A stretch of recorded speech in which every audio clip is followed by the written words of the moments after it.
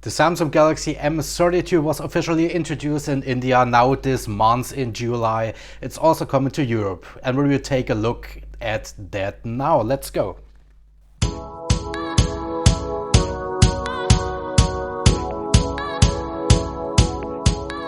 Yeah, welcome to this new video. The Samsung Galaxy M32 will be coming to Europe in July for 299 euros, and we get a display of 6-inch Full HD Plus Super Amoled display, 90 Hz SoC MediaTek Helio 80. We have a 5000 milliampere hours battery. In India we have a 6000 milliampere hours battery.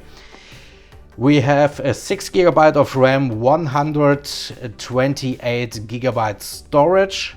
We have a 20 megapixel selfie cam on the front, and on the back side we have a camera setup with 48 megapixels main sensor, also an 8 megapixel wide angle camera and 2 megapixel sensors, each responsible for calculating deep informations and macro photography. We have no 5G. The device comes with Android 11 and One UI 3.1. Yeah, that's all about the latest news, and thank you very much for watching and giving a thumbs up and subscribed. I will be very pleased about it.